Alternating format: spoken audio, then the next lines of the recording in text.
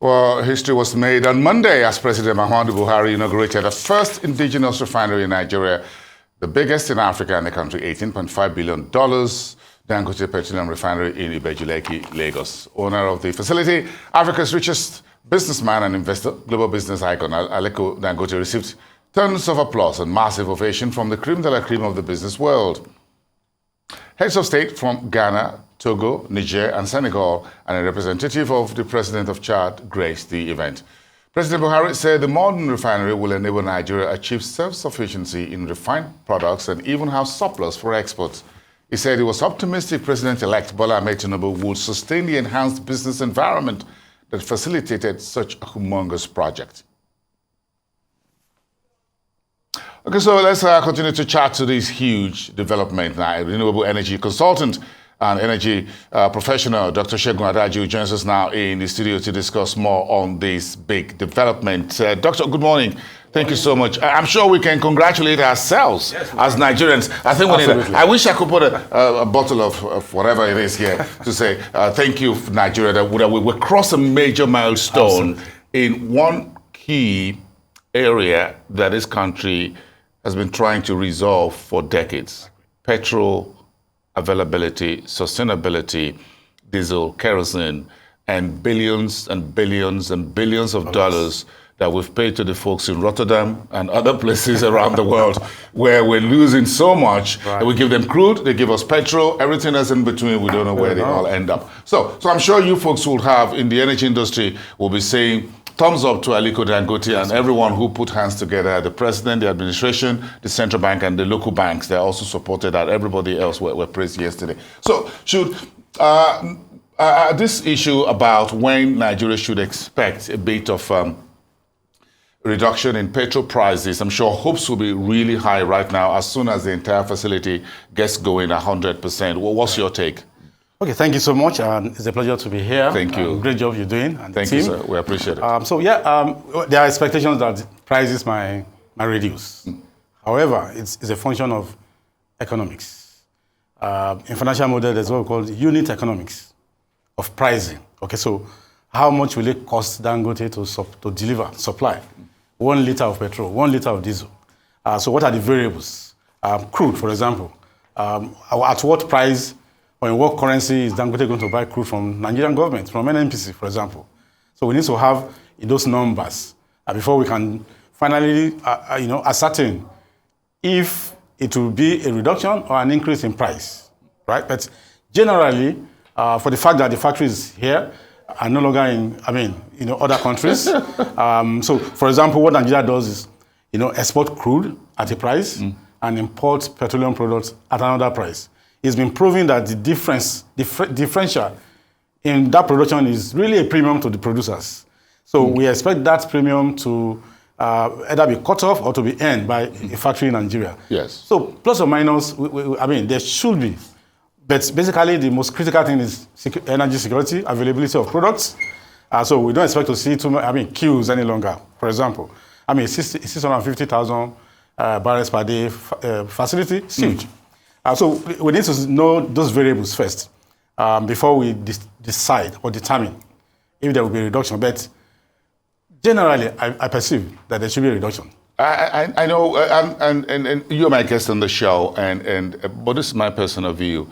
And I think the greatest cost that this refinery at full operation will save Nigeria is the loss of lives that Nigeria have seen.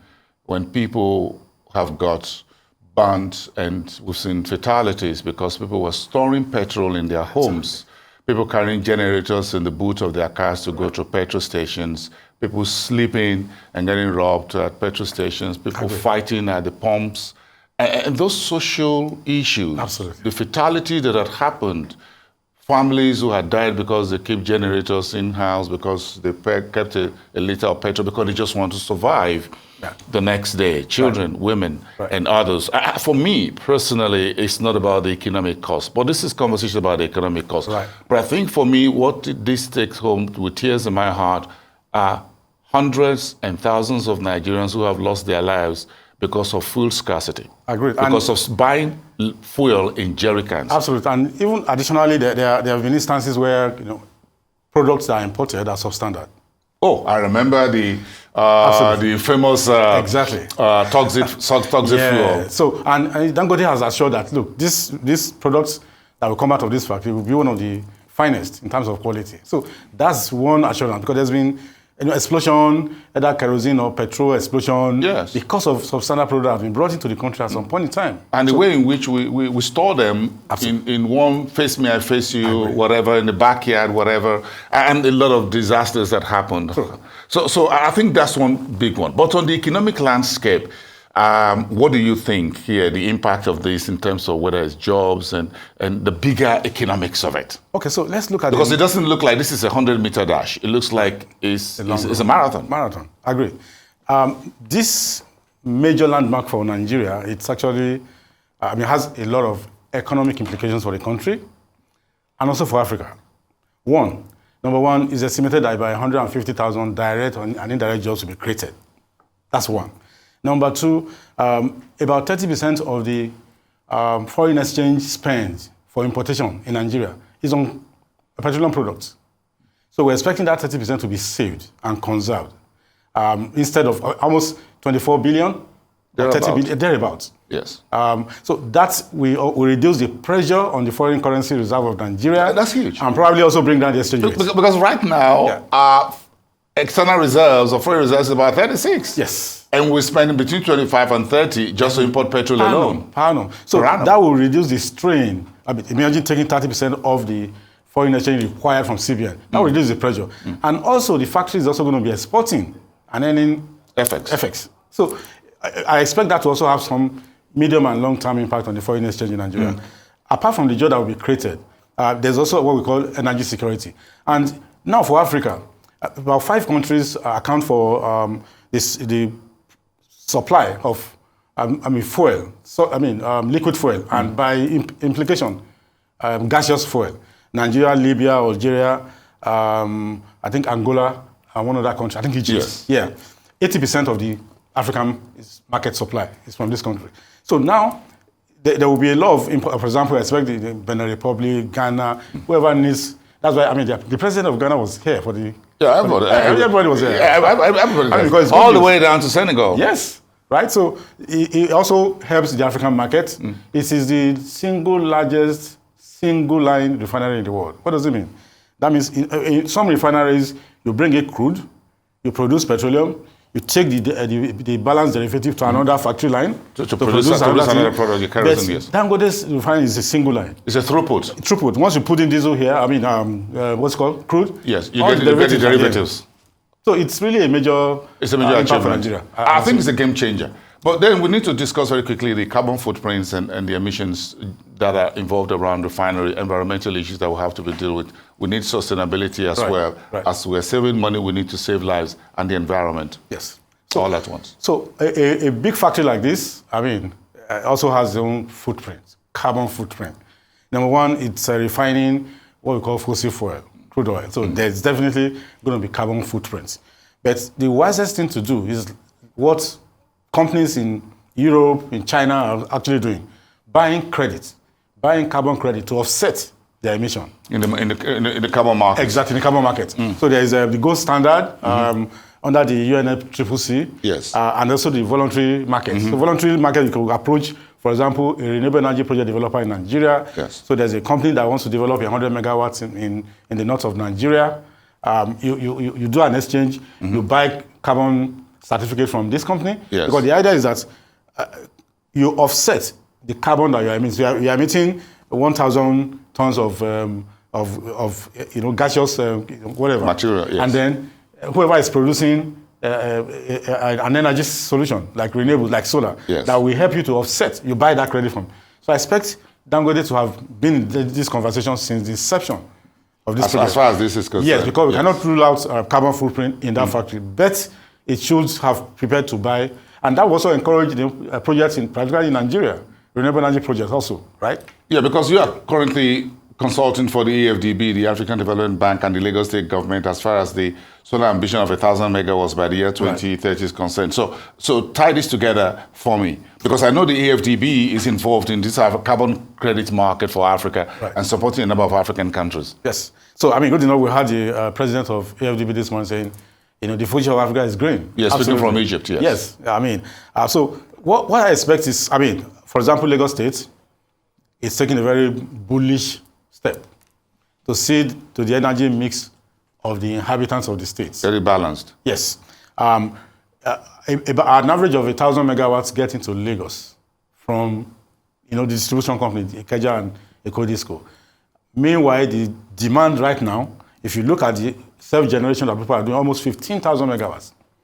Wow. So the 1,000 megawatt is just inadequate.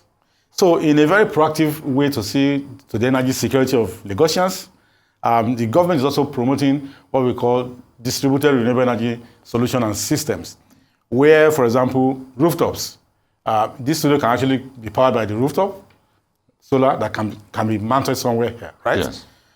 To ensure that they are clean and green energy solution. All of us don't have to rely on the grid. Then all the generators, about 15,000 megawatts in Lagos alone, can be displaced with cleaner technology. A study was done by the World Bank, and it shows that if you put panels on the rooftops in Lagos, you generate 12,500 megawatts. 72% of these rooftops are residential houses. My house, your house. Amazing. Yeah, I mean, I have solar in my house. That's past, 10 years. 4 kilowatts. You should. Yeah. So I can be, energy independence, I have it. So that is what Lagos is also looking at. And for example, let's also look at waste to energy. So we have Olusosun dump site that receives almost 2.1 million metric tons of waste every year. And it can generate enough energy, okay, that can power about 5 million inhabitants in 100 meter radius of that. So those are all the various options that the state is looking at.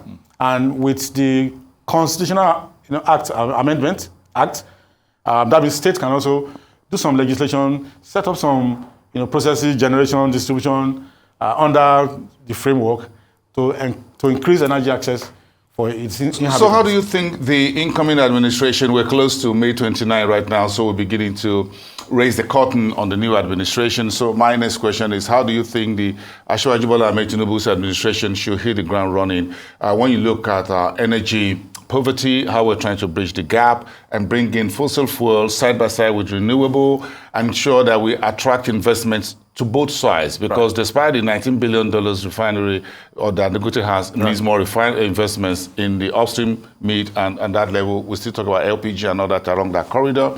Then we'll talk, if we get a hydrogen, that'll be good. Then we're dealing with the other issues of renewable as well. So we also need investment and legislation, policy actions from there. How do you think the new administration of Bola Tinubu should hit the ground running? Okay, so I'm excited and I'm very, very hopeful that the administration will hit the ground running. I mean, they are presidents. Okay, it will hit the ground running. And I believe that a lot of plans have been incubated, have been finalized right now. But how does it relate to energy? Let me take the energy transition plan for Nigeria.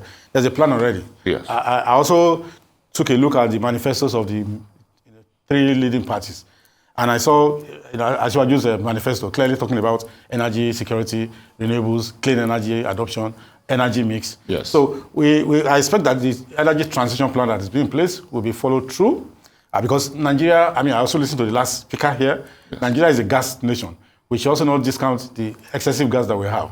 How can we, get leverage another Dangote to begin to produce LPG and gas in Nigeria? We supply other countries that Russia has denied, for example, and make some revenue. Mm-hmm. So I'm very confident that the government will be able to. There's a transition already, and they will be able to take it off from here and create energy access for Nigerians. I'm excited with all these conversations. It's good to have you as part of our team this morning discussing this. Dr. Segun Adaju, Renewable Energy Consultant. Thank you so much. Thank you so much. I wish you everybody all the best in the energy space. Thank you so much. We appreciate that.